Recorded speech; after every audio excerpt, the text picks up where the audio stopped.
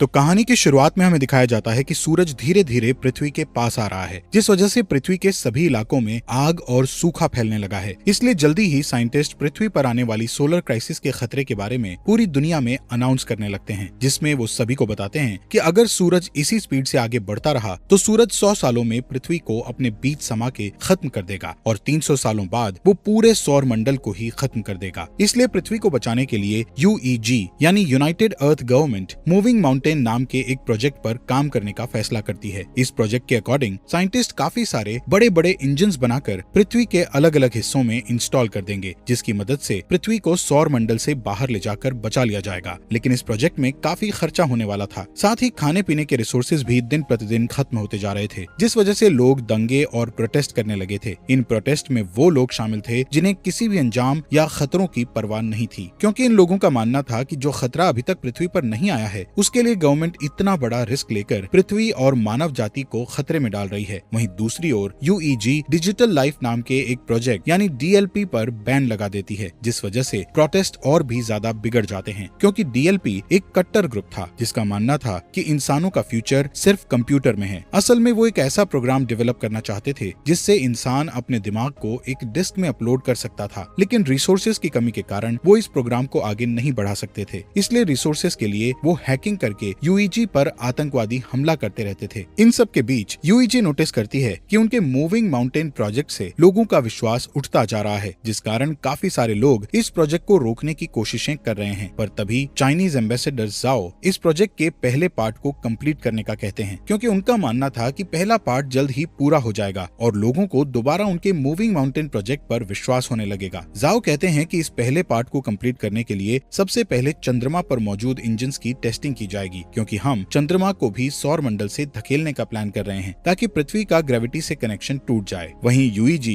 इस टास्क को कंप्लीट करने के लिए कई लोगों को एस्ट्रोनॉट्स के रूप में ट्रेन करने वाली थी, इसलिए वो कुछ सोल्जर्स को बेस पर इकट्ठा करती है, जहां हम लियू नाम के एक पायलट को देखते हैं। तभी लियू देखता है कि बेस प्रोटेस्टर्स से घिरा हुआ है और गार्ड्स उन्हें रोकने की कोशिश कर रहे हैं। उसी वक्त एक प्रोटेस्टर बेस के अंदर घुस आता है, पर हैन नाम की लड़की उस आदमी को मारकर नीचे गिरा देती है। ये देखकर लियू हैन से काफी इंप्रेस होता है और उसके साथ जिंदगी गुजारने के सपने देखने लगता है। इसके बाद सभी ट्रेनीज को एक एलिवेटर में बैठकर अंतरिक्ष में भेज दिया जाता है, क्योंकि उनका पहला टेस्ट अंतरिक्ष में होने वाला था। ये अभी तक का सबसे ऊंचा एलिवेटर था। इस एलिवेटर के ऊपर जाने की स्पीड इतनी तेज थी कि कुछ ट्रेनीज बेहोश हो जाते हैं, जिस कारण वो उस स्टेशन को भी नहीं देख पाते जो कि मूविंग माउंटेन प्रोजेक्ट के लिए बनाया जा रहा था। यहाँ सभी ट्रेनीज को फाइटिंग स्किल्स सिखाते हुए फायर आर्म्स का यूज करना सिखाया जाता है। इसके अलावा उन्हें बार बार एलिवेटर से ट्रेवल करवाया जाता है ताकि उन्हें फ्यूचर में एलिवेटर से ट्रेवल करने में किसी भी तरह की परेशानी का सामना ना करना पड़े। साथ ही सभी का मेडिकल टेस्ट करके उन्हें डेली एक्सरसाइज करवाई जाती है। इस ट्रेनिंग के दौरान लियू और हैन एक दूसरे को पसंद करने लगते हैं और उन्हें प्यार हो जाता है। फिर एक दिन लियू गार्ड को सिगरेट की घूस देता है और बेस के अंदर एक गुलदस्ता ले आता है, जिसे वो हैन को देते हुए उसे प्रपोज कर देता है। इसी सुबह एस्ट्रोनॉट्स का एक नया बैच वहाँ आता है और एलिवेटर में शामिल हो जाता है। तभी अचानक से बेस में मौजूद ड्रोन्स बाहर आने लगते हैं, जिससे इंजीनियर्स को पता चलता है कि उनका सिस्टम हैक हो गया है। इसी दौरान एलिवेटर अपने शेड्यूल से पहले ऊपर जाने लगते हैं। दूसरी ओर एलिवेटर में शामिल हुए नए एस्ट्रोनॉट्स अपने कपड़े बदलने लगते हैं। तब लियू और हैन नोटिस करते हैं कि नए एस्ट्रोनॉट्स ट्रेनीज के नाम की यूनिफॉर्म पहन रहे हैं, जिससे वो समझ जाते हैं कि वो लोग कोई एस्ट्रोनॉट्स नहीं बल्कि आतंकवादी हैं। यहाँ बेस में सभी ड्रोन्स अटैक करके आग लगाने लगते हैं, जिन्हें रोकने के लिए पायलट उन पर अटैक करते हैं, लेकिन ड्रोन्स पर निशाना नहीं बना सकते थे, क्योंकि साइंटिस्ट ने सिस्टम को इस तरह बनाया था कि वो अपने ड्रोन्स पर अटैक ना कर सके। वहीं ड्रोन्स हैक हो चुके थे, इसलिए वो सिस्टम पर अटैक कर रहे थे। इस तरह अटैक करते हुए ड्रोन्स एक एलिवेटर को नीचे गिरा देते हैं। दूसरी तरफ एलिवेटर में आतंकवादी सभी ट्रेनीज से उनकी ID चुराते हैं और सभी गेट्स को बंद करके ट्रेनीज की कुर्सियों को लॉक कर देते हैं। यहाँ जो भी उन लोगों को रोकने की कोशिश करता है उन्हें बुरी तरह पीटा जाता है। इस एलिवेटर के दूसरे रूम में लियू होता है, जो कि अपनी कुर्सी छोड़ देता है और अपने चश्मे का यूज करके गेट की लॉक स्क्रीन को धूप से जलाकर गेट ओपन कर लेता है। इस गेट की दूसरी साइड जाकर लियू देखता है कि उसका एक साथी बुरी तरह घायल है, क्योंकि आतंकवादियों ने उसे बुरी तरह पीटा था। इसलिए लियू उन आतंकवादियों के पीछे जाता है और उनसे लड़ने लगता है। इस फाइट में एक आतंकवादी ऊंचाई से गिरकर मर जाता है, जिसके बाद लियू एक फायर एक्सटिंग्विशर को लेकर दूसरे आदमी का पीछा करता है। इस बीच वो आतंकवादी चोरी की गई ID से एलिवेटर को स्टेशन तक पहुंचा देता है। ठीक उसी समय ड्रोन उन पर एक मिसाइल से अटैक करते हैं। इस दौरान बेस में साइंटिस्ट 550C नाम के इंटेलिजेंट क्वांटम क्वांटम कंप्यूटर की मदद से सिस्टम को हैकर से सेफ कर लेते हैं, जिसके तुरंत बाद ड्रोन्स जमीन पर गिरकर ब्लास्ट हो जाते हैं और फिर साइंटिस्ट द्वारा एलिवेटर को वापस नीचे खींच लिया जाता है। यहाँ ल्यू अभी भी उस आतंकवादी से लड़ रहा था। तभी हैन एक मैकेनिकल हाथ की मदद से विंडो को तोड़ती है और ल्यू के पास आकर उस आतंकवादी को मारने में उसकी मदद करती है। इसके बाद हैन गुस्से में ल्यू से दोबारा फ्लावर्स मांगती है, क्योंकि इस फाइट के दौरान उसके सभी फ्लावर्स टूट चुके थे। तभी अचानक से उसका स्टेशन बेस पर गिरने लगता है, क्योंकि उस आतंकवादी ने मरने से पहले डेटोनेटर दबा दिया था। ये स्टेशन बेस पर गिरकर क्रैश हो जाता है, जिससे बेस पर मौजूद बिल्डिंग्स ब्लास्ट हो जाती है और एलिवेटर भी अचानक से जमीन पर गिर जाता है, जिससे सभी ट्रेनीज भी इस एक्सीडेंट के शिकार बन जाते हैं। हालांकि ल्यू और हैन सही सलामत होते हैं। इसी दिन न्यूज पर बताया जाता है कि इस ब्लास्ट में लगभग 3000 लोगों की जान जा चुकी है और 5 से भी ज्यादा लोग घायल हुए हैं। यूईजी के बनाए स्टेशन के क्रैश होने के कारण कई लोगों की जानें गई थी, इसलिए लोग और भी प्रोटेस्ट करने लगते हैं। इस प्रोटेस्ट में आतंकवादी हमले और दंगे भी होते हैं। सभी प्रोटेस्टर गवर्नमेंट से डीएलपी को वापस लेने की मांग कर रहे थे। यहाँ जाओ अपनी असिस्टेंट से उस स्पीच को पढ़ने के लिए कहता है जिसे उसने यूईजी के प्रोजेक्ट में विश्वास रखने के लिए लिखा था। इसी दौरान जाओ अमेरिकन एम्बेसडर के साथ बातचीत करता है और उनसे प्रोजेक्ट पर काम करने के लिए एक और मौका मांगता है। कुछ हफ्ते बाद क्रायो स्लीपिंग पॉड्स में लोगों को रखकर चंद्रमा पर भेजा जाता है, ताकि वो चंद्रमा पर जाकर इंजन्स पर काम जारी रख सकें। इस बीच हैंग्यू नाम का कंप्यूटर इंजीनियर क्रायो स्लीप से उठता है, जो कि 550A नाम के एआई और उसकी बेटी याया की एक रिकॉर्डिंग को चेक करता है। दरअसल 550A की मदद से ही याया हैंग्यू से बात करती थी। यहाँ पता चलता है कि हैंग्यू पहले डीएलपी के लिए काम करता था, लेकिन 550C तक पहुँचने के लिए वो चंद्रमा पर काम करने आया है। असल में 500C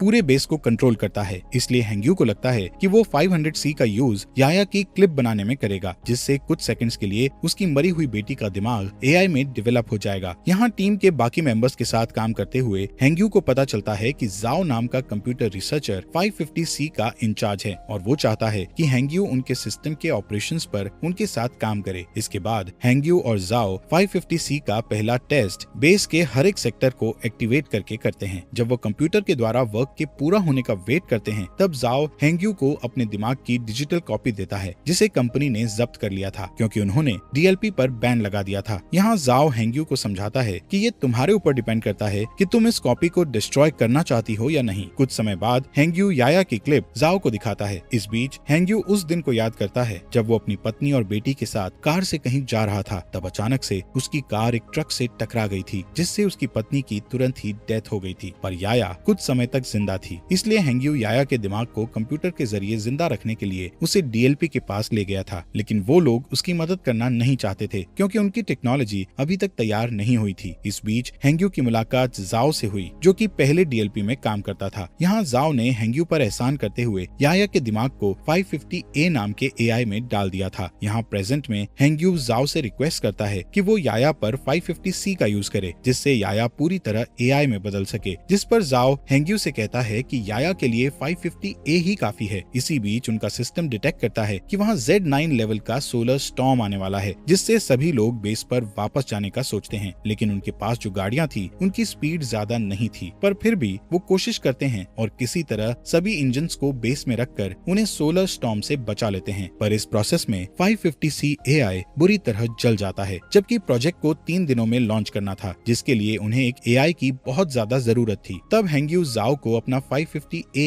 एआई देने को कहता है, लेकिन इसके बदले वो फ्यूचर में 550 मॉडल्स डेवलप करने वाली टीम में खुद को शामिल करने का कहता है, जिस पर जाओ मान जाता है और हैंग्यू एआई से याया के दिमाग के डिस्क निकाल लेता है। 3 दिन के बाद टीम इंजन्स का टेस्ट करती है। तब चंद्रमा कुछ सेकंड्स के लिए अपनी जगह से थोड़ा सा शिफ्ट हो जाता है, जिसे देखकर टीम बहुत खुश हो जाती है, क्योंकि इससे साबित हो जाएगा कि 20 साल में वो पूरी तरह से चंद्रमा को पृथ्वी से दूर कर देंगे। इसके अलावा टीम की इस सफलता से पूरी दुनिया के लोगों को मूविंग माउंटेन प्रोजेक्ट पर विश्वास हो जाता है। कुछ महीने बाद वो पृथ्वी पर इंजन का टेस्ट करते हैं, जिससे सभी स्क्रीन ब्लैक हो जाती हैं और लोगों को लगता है कि उनका टेस्ट फेल हो गया है, लेकिन अचानक उन्हें फील होता है कि जमीन हिल रही है। वहीं दूसरी ओर बेस पर मौजूद एस्ट्रोनॉट्स को आसमान में एक लाइट जलती हुई दिखती है। इससे यूईजी के साइंटिस्ट प्रूव करते हैं कि पृथ्वी अपनी जगह से थोड़ी दूर पर शिफ्ट हुई है। ये जानकर पूरी दुनिया जश्न मनाने लगती है। इसी तरह कई साल बीत जाते हैं और यूईजी बहुत ही शक्तिशाली इंजन्स को बनाता है, जो कि पृथ्वी और चंद्रमा को धक्का देकर मूव करके सौर मंडल से दूर कर देगा। साथ ही इस प्रोजेक्ट का नाम अब द वेंडरिंग अर्थ रखा जाता है और 550C द्वारा कई बिल्डिंग्स को बनाया जाता है। जाता है, जिसके बाद यूईजी हर साल एक नया टेस्ट करती है जिससे उनकी थ्योरी सही साबित होती है। इस तरह लोग यूईजी के प्रोजेक्ट को पूरी तरह एक्सेप्ट कर लेते हैं, जिस कारण डीएलपी पूरी तरह से गायब हो जाता है। इसके अलावा लोगों में ये भी चर्चा होती है कि गवर्नमेंट ने जो अंडरग्राउंड सिटीज बनाई है उनके अंदर जाने के लिए लोगों को पास खरीदने होंगे। यहाँ पता चलता है कि हर साल पृथ्वी का रोटेशन धीमा हो रहा था, जिससे एक दिन में 24 घंटे की जगह 60 घंटे का सिस्टम हो गया है और ग्लोबल इंटरनेट भी अब बंद हो चुका था। साथ ही पृथ्वी पर अब बाढ़ और सोलर रेडिएशन जैसी समस्याएं लगी थी, जिससे कैंसर की बीमारी बढ़ने लगती है। इधर ल्यू और हैन शादी कर लेते हैं और उनका एक बेबी बॉय होता है। वो दोनों परेशान होते हैं क्योंकि उन्हें उनके बेटे के लिए अंडरग्राउंड सिटीज का पास नहीं मिला था। इसी बीच हैन को कैंसर हो जाता है, जिससे वो दोनों और भी परेशान हो जाते हैं। यहाँ हैंग्यू नए 500 डेवलपमेंट की हेल्प से याया के लिए एआई बनाता है, जिसे वो 550W का नाम देता है। यहाँ हमें बताया जाता है कि स्टेशन को गिरे हुए 14 साल बीत चुके हैं और अब ल्यू मेजर की पोस्ट पर आ चुका है। एक दिन ल्यू को अंतरिक्ष में भेजने के लिए उसका इंटरव्यू लिया जाता है। यहाँ 550W उसका इंटरव्यू लेता है और बताता है कि ल्यू के स्किल्स इम्प्रेसिव हैं। इसके अलावा 550W ल्यू की फैमिली में हो रही परेशानियों के बारे में भी बताता है और कहता है कि ल्यू को पृथ्वी पर रहकर अपनी फैमिली की देखभाल करनी चाहिए, जिस पर ल्यू कहता है कि मुझे अपनी फैमिली को पीछे छोड़ने का दुख है, लेकिन मुझे अपने बेटे को अंडरग्राउंड सिटी में भेजने के लिए बेस पर आकर काम करना पड़ेगा। यहाँ मिरर के दूसरी साइड प्रोजेक्ट के इंचार्ज साइंटिस्ट इस इंटरव्यू को सुन रहे थे, जिसमें हैंग्यू ल्यू की बातें सुनकर अपनी बेटी की याद करने लगता है। इसके बाद 550W बताता है कि हैन की जल्दी ही डेथ होने वाली है, जिस कारण ल्यू पूरी तरह से टूट जाएगा और स्ट्रेस टेस्ट में फेल हो जाएगा। इंटरव्यू के बाद ल्यू हैन के साथ टाइम स्पेंड करने के लिए हॉस्पिटल जाता है, जहां हैन कहती है मैं आखिरी बार अपने होम टाउन को देखना चाहती हूं, पर मौसम की समस्याओं के कारण उसे होम टाउन में ले जाना बहुत मुश्किल था। इधर हैंग्यू ल्यू की बातों से इतना इमोशनल हो गया था कि वो चोरी से बेस में घुसकर याया के दिमाग को 550W से जोड़ देता है और उसे सिस्टम में देखने लगता है, जिससे वो इमोशनल होकर रोने लगता है। तभी जाओ गार्ड्स के साथ वहाँ आ जाता है और हैंग्यू को समझाने लगता है कि उसे याया की डेथ को एक्सेप्ट करना होगा, जिस पर हैंग्यू मना कर देता है और याया को पूरी तरह से 550W में अपलोड कर देता है, जिससे चंद्रमा के सिस्टम में तुरंत प्रॉब्लम आना शुरू हो जाती है और सभी इंजन्स फेल होने लगते हैं। इसके बाद गार्ड्स हैंग्यू को पकड़ लेते हैं और अपने साथ ले जाते हैं। इधर जाओ याया की डिस्क को निकालकर 550W एआई को बंद कर देता है। इस बीच ल्यू अपने पुराने दोस्तों के जरिए एक जेट उधार लेता है और हैन को उसके होम टाउन ले जाता है। कुछ ही समय में वो शंघाई सिटी में लैंड करते हैं, जो कि अब बर्फ से जमी हुई बंजर जमीन बन चुकी थी। दोनों सितारों को देखते हुए बातें करते हैं, जहां हैन ल्यू से कहती है कि मैं समय आने पर शान से मरना चाहती हूँ। यहाँ यूईजी के लोग हैंग्यू के द्वारा की गई सिस्टम प्रॉब्लम्स के बारे में बात करते हैं और नोटिस करते हैं कि ये उस हैकिंग की तरह ही है जो कुछ सालों पहले ड्रोन और एलिवेटर के साथ की गई थी। इसलिए सभी 550W के सिस्टम को हैक करके सही करने का सोचते हैं, लेकिन वो हर बार ब्लॉक हो जाते हैं। तभी अचानक चंद्रमा के इंजन ब्लास्ट हो जाते हैं, जिससे चंद्रमा पृथ्वी की ओर आने लगता है। दूसरी तरफ जाओ समुद्र के पास खड़ा होता है और सभी देशों के लीडर्स को एक इमरजेंसी अलर्ट सेंड करता है, क्योंकि सुनामी धीरे धीरे बढ़ रही थी जो जल्द ही जमीन से टकरा जाती है। इस इमरजेंसी के कारण ल्यू को भी वापस ड्यूटी पर बुलाया जाता है। वहीं लीडर्स पहले से ही अंडरग्राउंड सिटी को खोलना शुरू कर देते हैं ताकि वो सुनामी से लोगों की जान बचा सकें। यहाँ ल्यू के मिशन पर जाने से पहले ही हैन की डेथ हो जाती है, इसलिए उनके बेटे को हैन के पिता अंडरग्राउंड सिटी में मिल जाते हैं। इस बीच जाओ यूईजी से सपोर्ट मांगते हुए कहता है कि उन्हें पृथ्वी के सभी परमाणु हथियारों का यूज करके चंद्रमा पर अटैक करना होगा, ताकि वो चंद्रमा को पृथ्वी से टकराने से रोक सकें, जिस पर सभी देश अपने अपने हथियार सौंपने के लिए मान जाते हैं। इस बीच जाओ हैंग्यू से मिलने के लिए जेल में जाता है और उसे बताता है कि वो पृथ्वी के इंजन्स को जल्द से जल्द एक्टिव करना चाहते हैं, लेकिन इसके लिए उन्हें ग्लोबल इंटरनेट को फिर से एक्टिव करना पड़ेगा। साथ ही जाओ बताता है कि इंटरनेट का एक सर्वर पानी में डूब गया है, जिसकी केयर करने के लिए उन्हें हैंग्यू की जरूरत है, लेकिन हैंग्यू जाओ की बात नहीं मानता है। तब जाओ उसे याया के दिमाग की डिस्क दिखाकर उसे ब्लैकमेल करता है, जिससे हैंग्यू को उसकी बात माननी पड़ती है। इसके बाद हम देखते हैं कि परमाणु को ट्रांसपोर्ट करने के लिए ल्यू के साथ साथ कई पायलट को चुना जाता है। वहीं पृथ्वी पर मिसिंग इंटरनेट सर्विस की देखभाल के लिए 3 टीम्स को बीजिंग, टोक्यो